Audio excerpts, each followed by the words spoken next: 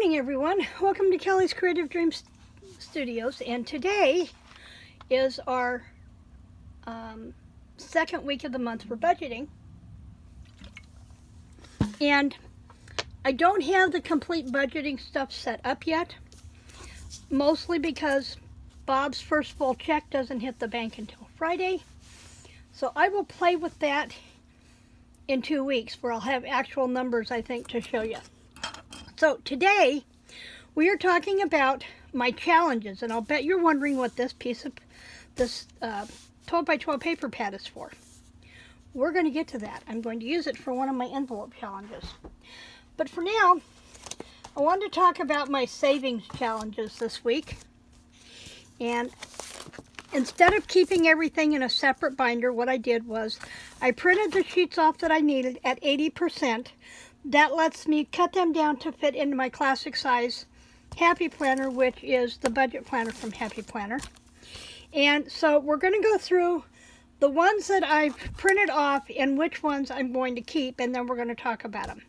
So we're going to talk about simple sinking funds, and I'm going to do that one next week. I had that written down where that came from. I linked it down below. I think it's LifeinEnvelopes is where this one came from. Then I have several from her daily plans from HappyBudgetingMom. That is Vicki. And what we're going to do is we're going to go through. I printed them all out, but I'm not going to use them all. So we're going to go through. We'll come back to financial mission statement and financial goals next week, or on the next video when we talk about the budgeting. Coin challenge. Haven't decided if I'm going to do this one yet. Maybe. We'll see. Might be easier than dumping all my change into something. The roundup challenge I'm not going to do. I automatically do that with my checks. I write my checks for the amount, and then I round them up usually to the next $5, because once you round that up and subtract it out of your checkbook or your register, or however you do your bookkeeping, I'm still old school. I still use a checkbook for everything. I don't believe in having my information out there any more than I absolutely have to for somebody to snag. So I round it up, and then that just slushes back. I haven't balanced my checkbook in 5 years. When new checks hit the bank and I know that everything for the previous 2 weeks have cleared, I check my bank balance. But I only work with the bank balance that I have in my register. And I'm going to link you to a couple of blog posts that I did a few years ago about how I do that. I will link those down below. So I'm not going to do the roundup challenge, so we'll pull that one out. Pick a number between 1 and 20 each week, save that amount, and enter the number in that week's circle. At the end of 4 weeks, you'll have completed the challenge. This one I may do, but it's only going to be week 1, or week 1, 2, and 3. I won't do week 4 because that is Bob's. I mean, we only get 3 checks. The $5 challenge I do, but I don't track this. What I do is when I get a 5, I fold it up, and I've got a really pretty box in my studio that I've cut a slot in the top, drop the $5 in, and on New Year's Eve, Bob and I count up to see how much we've saved through the year. Now, I have made a decision about investment, and I will be talking about that in a future video, so keep those $5 bills in mind. The 31 envelope challenge. Save the cash equivalent of the numeric value on the envelope. This is for day 1, day 2, day 3 for 31 days, and at the end of 31 days, you will have saved $1,000. I'm not going to do that one. 26-week saving challenge. Not going to do that one. The 52-week challenge I am doing, but I'm doing it from a different perspective, so we'll come back to that. The 100 envelope challenge I am doing, and we're going to talk more about that one today. The Credit Karma Savings Challenge. On the last day of the month, check your credit score and review for an increase. Whatever amount your score increases by is what you will save for that month. Money saved from Credit Karma will be applied towards. And I think I'm going to do that one because I need to check my Credit Karma more frequently. I get a credit score on my Discover charge statement every month, so I know what it is.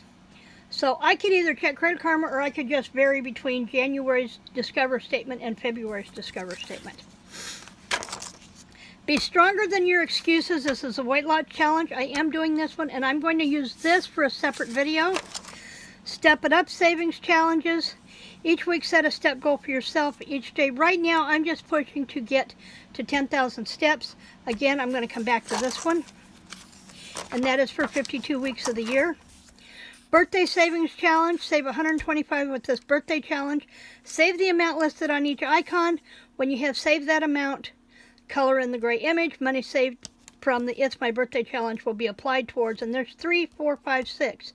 So I could do this on a monthly basis, and I may. That's a question. Going places savings challenges. Save $5.50 with this challenge. Each icon is valued at $50. Color in one icon for each $50 saved. Money saved from the Going Places challenge will be applied here and be applied towards. And this one I'm gonna change this one up later. Social butterfly savings challenges. This I need to do because I need to be more aware of how my social media channels are growing. So I'm going to keep this one. Savvy Savers Challenge. I don't use coupons. We don't get them enough in our papers around here to use. But I buy specific items and that's it. Dine-in savings challenges. Reward yourself $10 for each day for 5 weeks that you eat at home and skip the drive-thru. You can save up to $350.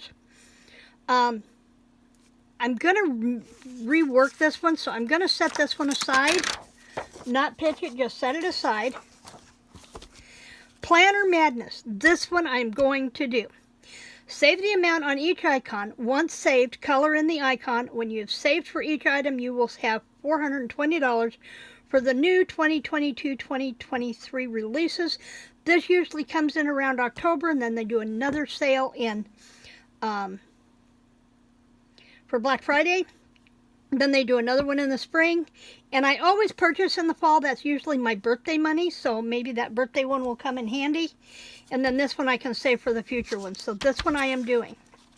Oh Baby Challenge. This one I am not doing. I've already done baby gifts for the gal that I know who is expecting. But I may come back to this one. So we'll take this one out. I don't need to save for Easter. I don't need to save for Thanksgiving.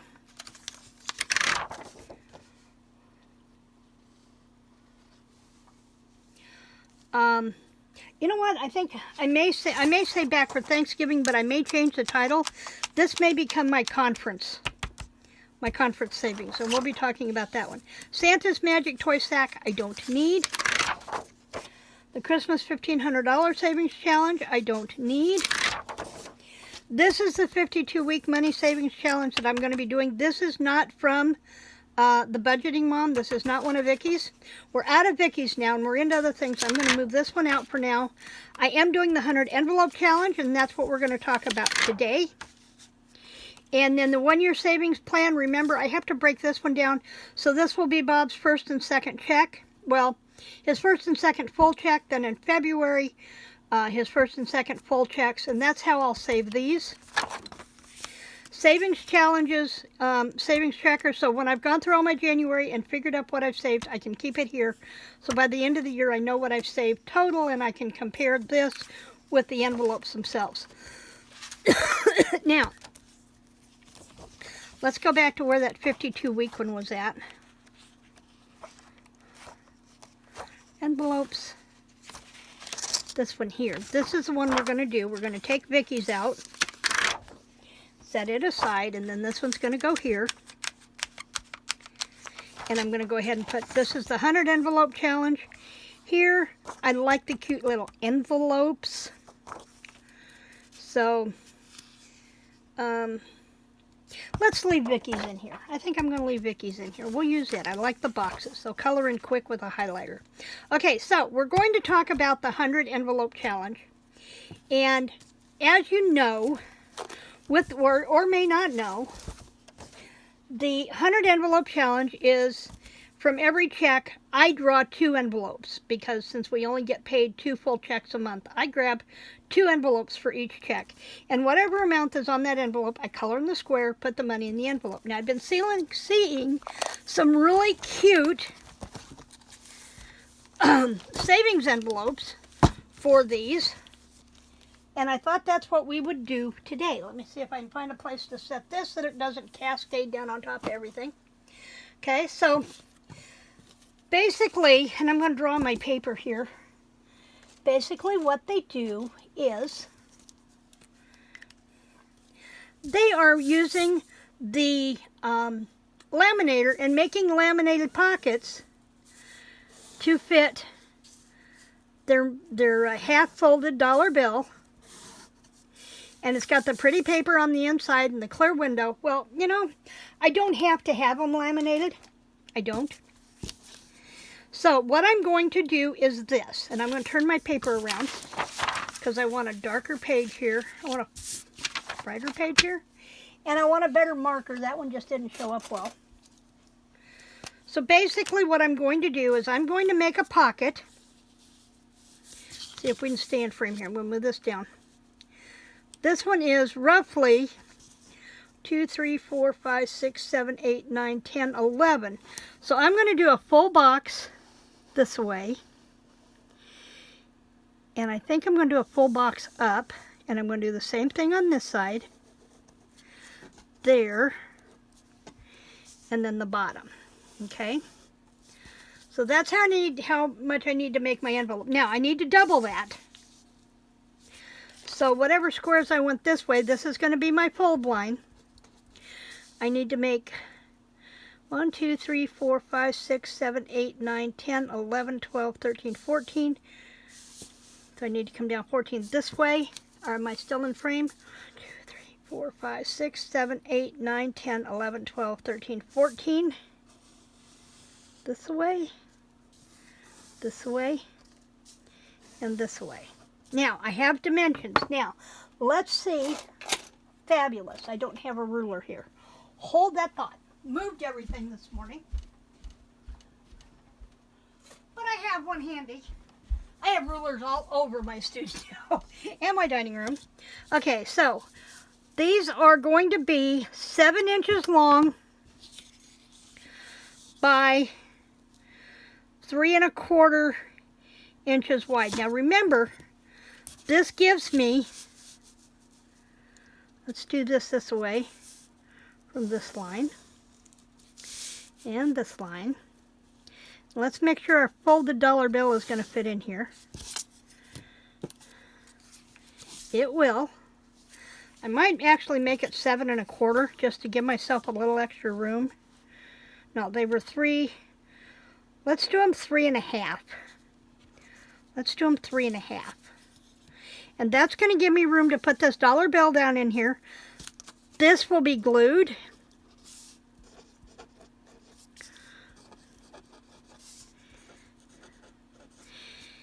Okay, and I can do a little thumb notch in the top if I want, and I'll show you how that's done. So let's make some of these. What did I say? These are 3 1/4. Let's write the measurement down, shall we? Yeah, these are 3 1/2 by, I'm going to make this one 7 1/4. I'm going to buy myself a little extra room. Okay? So, I have this scrapbook paper over here.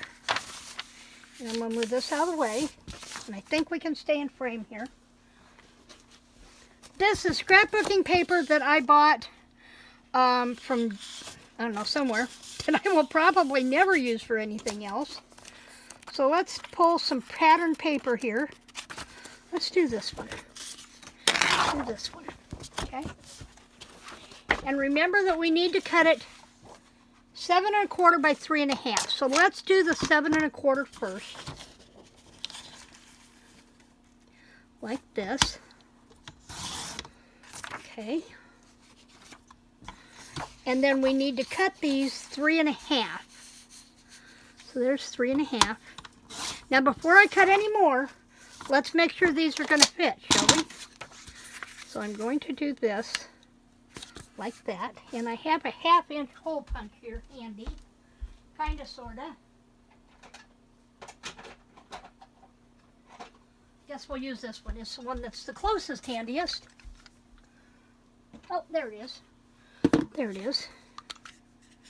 And before I glue anything, I'm going to figure out about where the center is. And I'm going to punch a thumb notch out of there. And you'll see why that thumb notch comes in handy here in just a minute. Okay, let's get this back in here.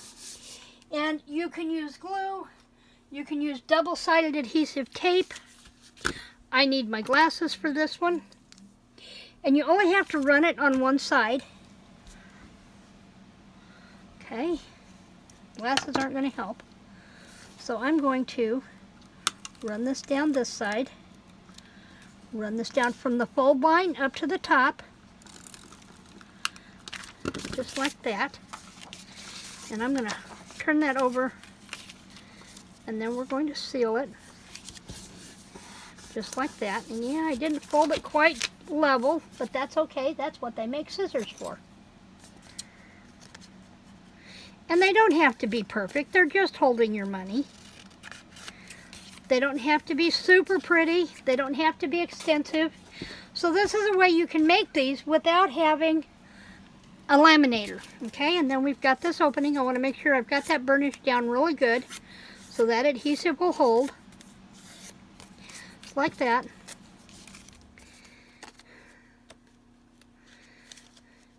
And I don't have to have these in any particular order in my box. Now with laminate, they might stay open a little easier. There is that. But I'm going to take, I thought I had I guess my bone folder is right here. I have a brand new one from Stampin' Up! I've never opened.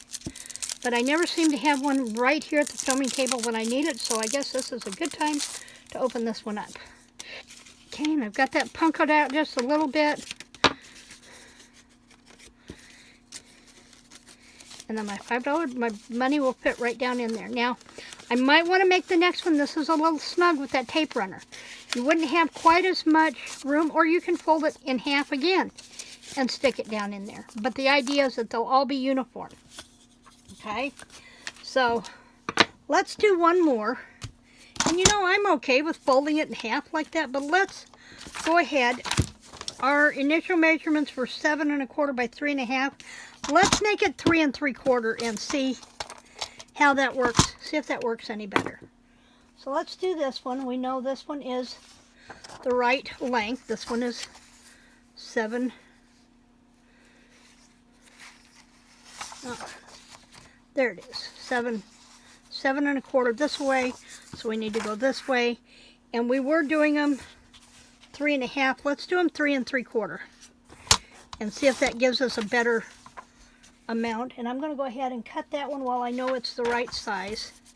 This way, 3 3/4. And if you cut these later, you might get, I mean, when you figure out your dimension, you can figure out how many you're going to get from a 12 by 12 sheet of paper. But I'm going to fold that up just like that. I need to put that up in the top corner so I'm not laying in it. Do my thumb notch.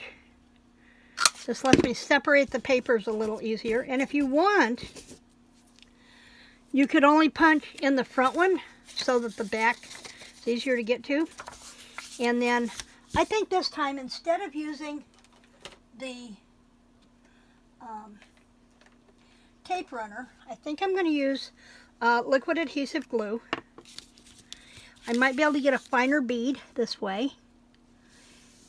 Just like that, so it's a little narrower. As opposed to the tape runner, which is 1/4 inch wide. Okay, and then we can go this way.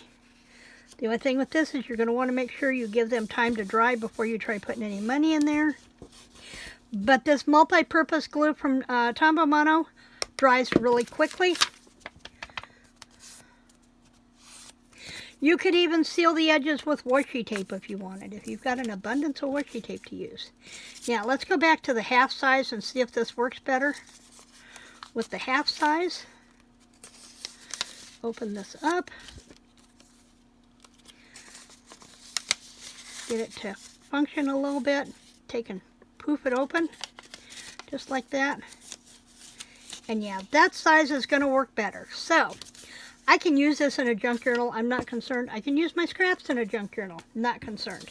So, we want to use the 3 3/4.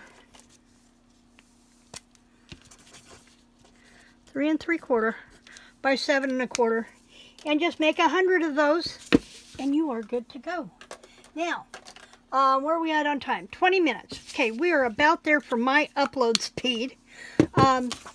We will be back here on, I didn't bring my, yeah I do, here it is. Lost my budget planner here. I'm going to move this so my planner doesn't stick to that page where we got the sticky stuff. This is January. This is the 26th.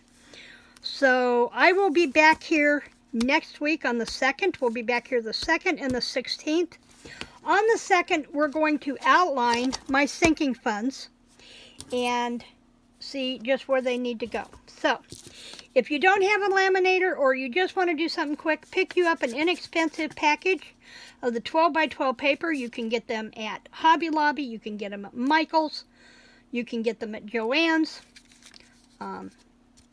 Pick a design that you like or just go for whatever is the least expensive. I hate using the word cheap. While I'm there, let's discuss that really quick before we close. I really do not like the word cheap. Cheap means that something is not well made. Inexpensive means you are purchasing something at a lower price than you would normally pay. So whenever you can get good quality at a less expensive price, go that route. Doesn't mean you're buying cheaper product, as in quality. It just means you can get good quality for less money. Okay? So that's it for me this week on the Budgeter. If you're interested in all the other stuff that I do here on my channel, tomorrow is Design Team Thursday, and I'm going to do part 1 of, let me go back to my calendar here. I'm going to be doing part 1 of my February, my private February journal that I will be journaling in next month, and it will probably be Thursday the 27th, Thursday February 3rd, and Thursday February 10th to do that design team for my February journal.